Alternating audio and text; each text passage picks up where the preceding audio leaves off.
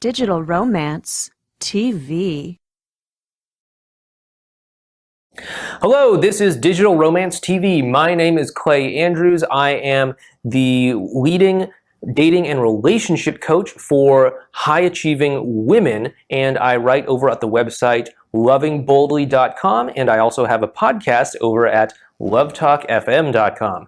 And today what we're going to talk about is why most women will never meet Mr. Right and how you can avoid their tragic fate. Okay, now the first reason why a lot of women will have a very difficult time meeting the right guy for them is because they simply take the passive approach.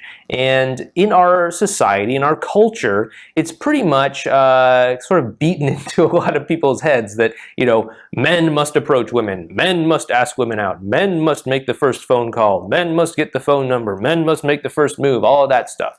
And for better or worse, that's just kind of the quiet assumption that we all have.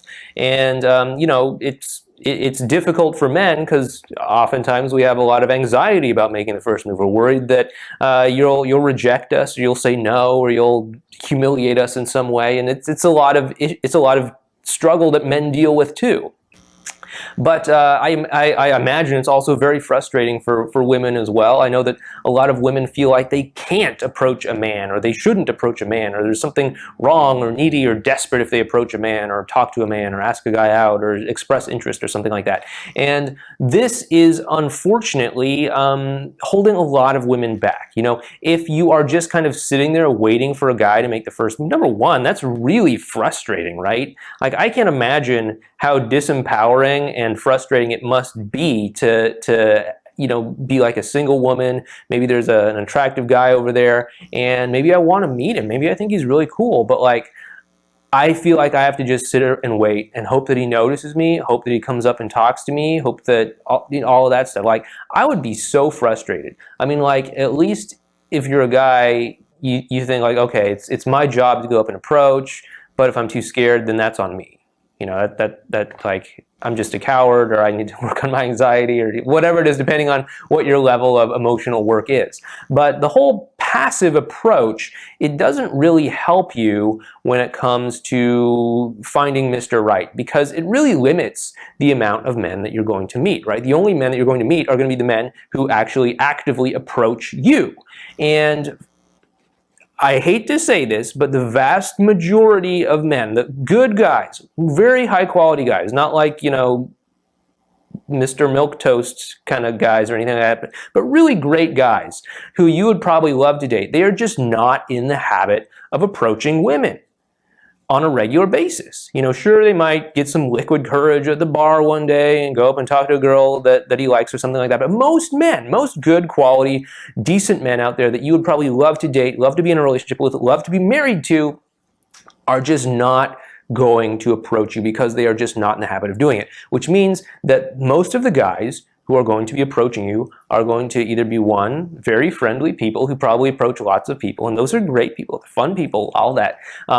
Or number two, they're going to be players, right? Because players approach lots of women, because players find validation and all of that stuff through their sexual conquests, and you know, they're not going to get lots of notches in their bedpost unless they approach lots of notches, you know what I mean? So unless you want to be exposed to lots of players and potentially lots of friendly people and potentially lots, a small amount of good high quality men who work up the courage to talk to you, then continue to play the passive approach.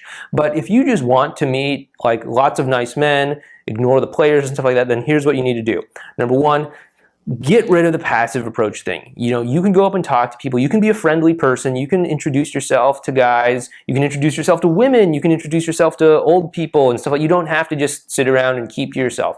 Seriously, you don't. Now, of course, we talk about different ways that you can do this without just like throwing yourself at a guy and being like, hey, I want to meet you, let's go out. There's absolutely a way to do this with a lot of poise and grace and everything. You don't have to come across as like a desperate person. Really, you don't. But that's number one. Stop taking the passive approach, because it is going to really, really, really limit the number of guys that you meet and also limit the quality of guys that you meet, okay? That's the first thing. Now, the second thing that keeps most women from meeting Mr. Right is that they're not good enders, right? So number one, you're limiting the number of guys and the type of guys and the quality of guys that you're meeting by being passive. But number two, you're also staying with the wrong guys for too long because you're not a good ender, right? So there are a lot of reasons why certain people may not be right for each other. You know, maybe you're just incompatible, maybe different values in life, different goals, whatever, right?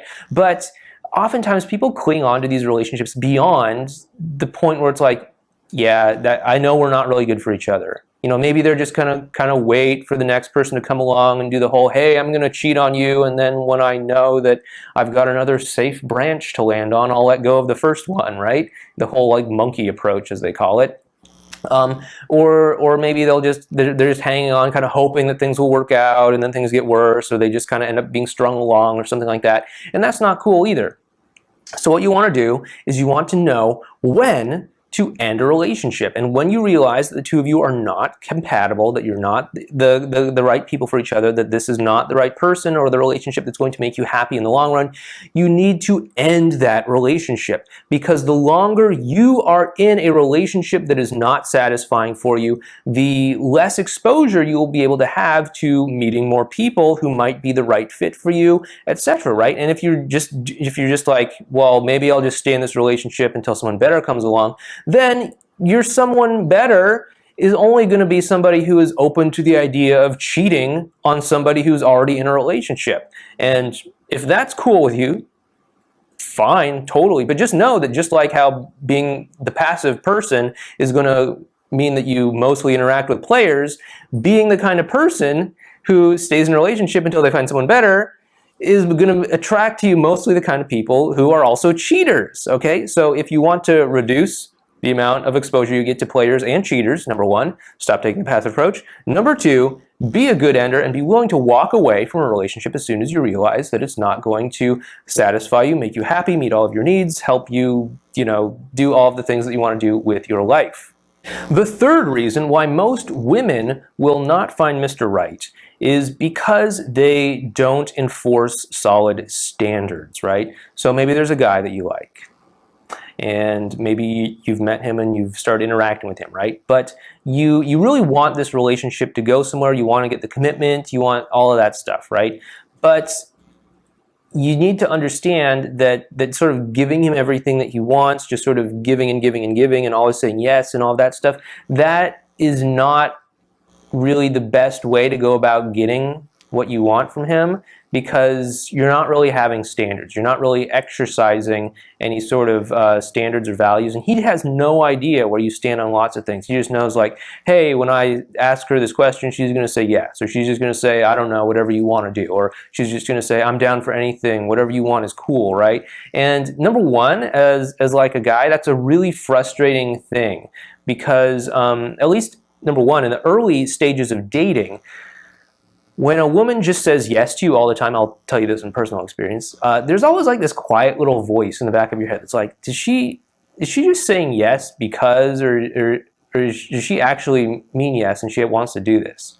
And then number two, like, he doesn't know where you actually stand, so he doesn't know your personality, doesn't know what it is you actually believe in or want or anything like that, and so he's gonna have less of a connection with you. And if there's less of a connection with you because you always say yes, because you always go with the flow, as they say, or anything like that, then he's not going to want to spend more time with you and commit to you, because he has no idea who you are. He has no idea what's important to you. He has no idea what you value. He has no idea what you'll say no to, right?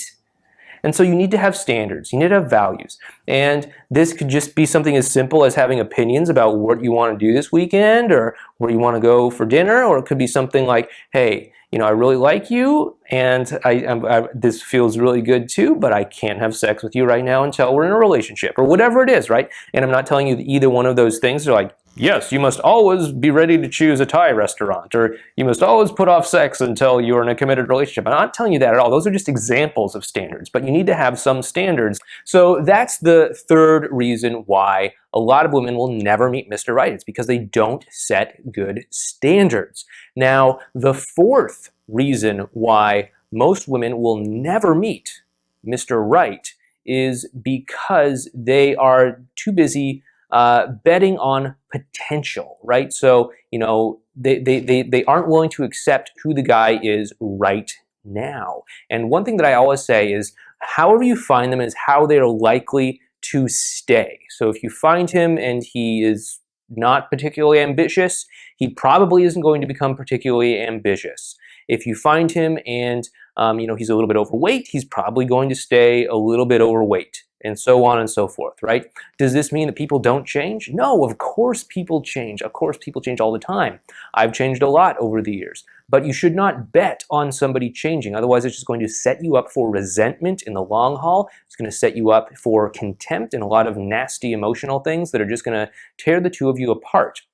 So I don't want you to bet on potential. I don't want you to be like, oh, well, someday he's going to get his act together and get some great career or something like that. No, you just have to accept him the way that he is now. Remember, how you find him is how he is likely to stay, okay? So do not bet on potential. And the number 5 reason why most women will never meet Mr. Right is because they frankly don't know who they're looking for. I mean, yeah, most women have this vague idea of they just want like a good guy, a nice guy, right? But here's a little bit of a secret.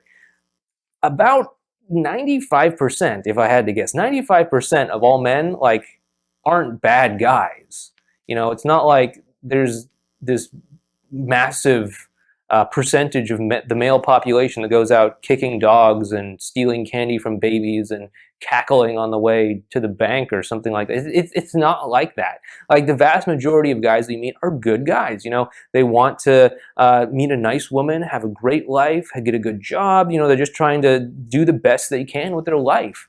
And they're like, if that is your only standard, is like, hey, I just want a good guy, then congratulations, pretty much any guy you pick up off of the street is going to meet that qualification. So you need to be a little bit more specific about the kind of guy that you want. What kind of values do you want him to have? What kind of aspirations do you want him to have? What do you think is important to him in life? What's important to you about him? And so on and so forth. Like, what's his emotional style like? Is he the kind of person who talks freely about his emotions? Is he the kind of person who keeps those more to himself and just kind of deals with them in his own way and doesn't burden you with them? Or like what is it that you actually want from a guy? And I want you to sit down and really think about this, not in like the superficial way that a lot of women do, where they're like, oh, well, I want him to be 6'2", and I want him to have blue hair, and I want him to, like, not like that kind of list, but like what are the actual qualities of his character that you want? And I don't want you to focus on like things that you don't want. Like, I don't want him to be a player, I don't want him to be unemployed, I don't want him to be a jerk, but instead think about what it is you actually do want and try to avoid the good guy trap, right? And think about like what specifically do you want his character to be like? Do you want him to be outgoing and social? Do you want him to be a little bit more quiet and reserved? Do you like what exactly is it that you want from a guy? And try to think about like 5 things that you're really looking for. Because 5, it keeps you from not being too broad, where you're just looking for like any guy who has a pulse, and it keeps you from being a little bit too picky, where you're like, well, he has to make 6 figures a year, he has to be 6 feet tall, he has to have a great relationship with his parents, he has to drive this kind of car and have a great fashion sense and live in this part of town and all. You don't want to necessarily go down that road, so just pick 5 things. And sure, if him being 6 feet tall is one of those 5 things, that's great. You got 4 more, so make sure they really count, all right? So that's just something to think about. But again, These have been the 5 things that keep most women from finding Mr. Right. And if you want to find Mr. Right, then I'm going to recommend that you take my advice and do not fall into the trap of these 5 things, okay? So again, this has been Clay Andrews. Again, I write over at lovingboldly.com and I podcast over at lovetalkfm.com. And this has been Digital Romance TV. I'll see you next time.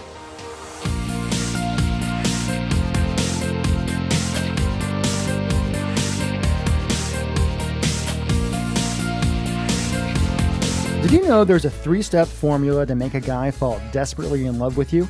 Go to digitalromance.tv/CHH to learn a simple method any woman can use to capture a man's heart and make him love you forever. Again, that link is digitalromance.tv/CHH.